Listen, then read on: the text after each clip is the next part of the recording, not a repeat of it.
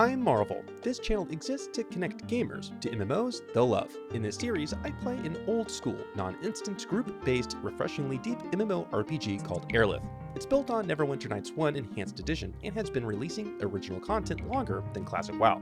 Thank you for watching, and subscribe for more MMO content. In the previous episode, Marle wandered alone into the bowels of an abandoned mine outside of Scalyard.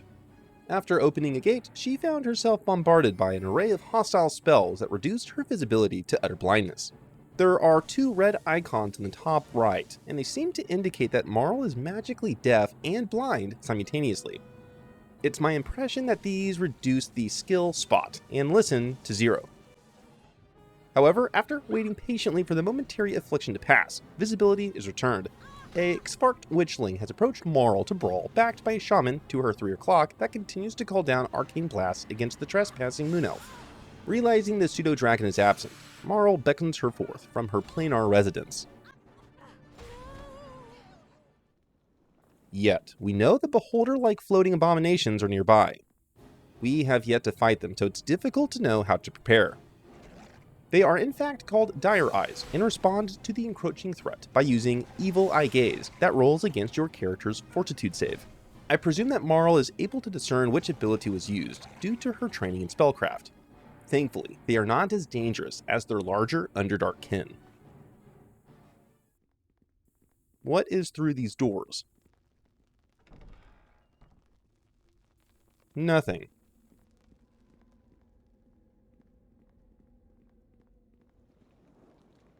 See the red spot on the ground? Because Marle is an elf, she passively rolls spot checks automatically. In this case, she noticed the trap, yet it was too late to change her pseudo-dragon's course around it. Yet a group of Xvarks are around the corner. The Witch Doctor begins to cast Bless, which is an AoE buff which makes them marginally more likely to successfully land a melee blow. Since magic seems to be the most threatening tool against her party, I address it first. However, doing so exposes me to sneak attacks, so the tactical trade-off is slim at best. In the console, you can see that the troublemakers are attacking using Power Attack. This feat reduces their attack bonus by 5, but it adds +5 to successful damage rolls. While it reduces the total number of landed hits, each one would be all the more dangerous.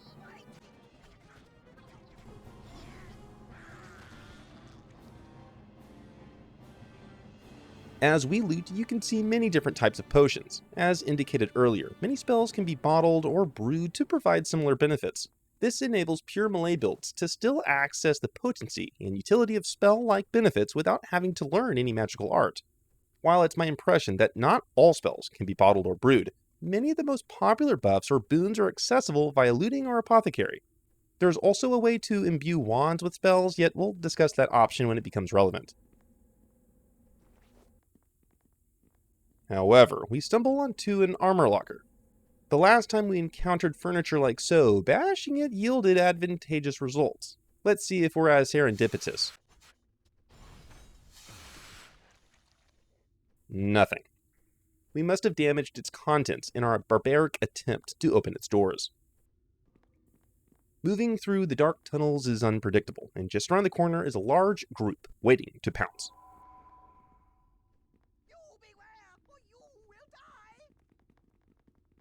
Yet they're not alone.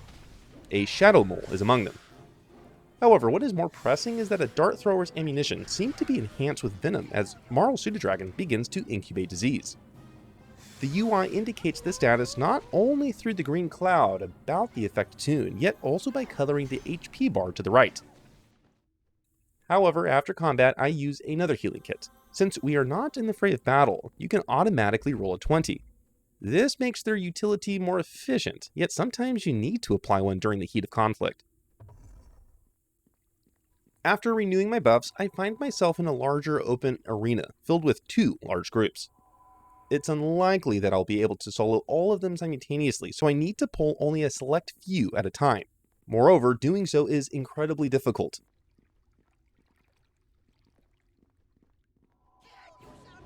However, as combat rages, consider how much more powerful a spell sword is at level 6 compared to only a few episodes ago. Here, she is fairly confidently tanking 2 large full groups while being assaulted by ranged dart throwers and magic casters.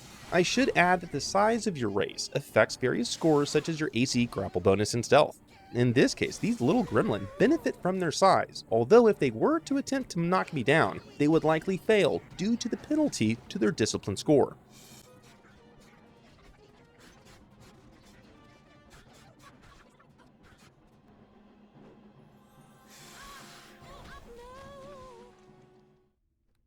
Sensing danger ahead, I cast True Strike, which not only adds an additional melee attempt per round for the spell sword, yet also plus 20 to my hit die. Tween, the elite warg, guards the pathway deeper into the cavern. The Lupus is supported by an adjacent troublemaker and raged dart throwers. Ideally, one of us would be able to shut down their ranged superiority, yet this throng of defenders currently maintains the positional and tactical advantage.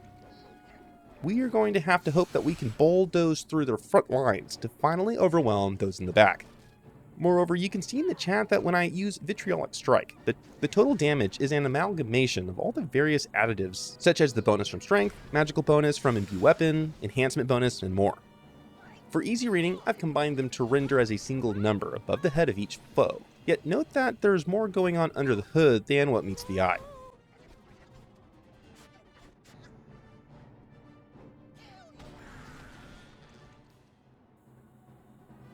As I turn a bend, I notice another thrower behind a corner next to a door. As I investigate, I notice spikes, on which skulls have been driven. This is presumably a boss room. Since my pseudo-dragon and I have successfully and relatively safely explored this cavern together, I'm confident that our success will continue. Things can go very wrong when assumptions are the driver of behavior. I open the door and am immediately, yet not surprisingly, greeted with a fierce counteroffensive from defenders all throughout the room. After looking around briefly to determine mob priority, I notice that my pseudo-dragon is outnumbered. As I run to her rescue, a more heavily armored Svart joins the fray, known as the Scourge Queen. She appears to be adept in the necromantic arts, as she casts Animate Dead. I presume this implies she's a cleric, palemancer, or a blackguard, yet what's important now is that we have another foe to fell. Moreover, in an inauspicious turn, the raised once living corpse strikes down my pseudo-dragon, also injuring me with 8 magic damage. I should note that damage reduction seems to be type specific, so if your ward protects against physical, then you would still be vulnerable against magical or elemental attacks. It's now just me, cornered, against a stalwart group of defenders, protecting the life and reputational integrity of their queen. Will Marle overcome the odds? Watch the next episode to find out. Thanks for watching.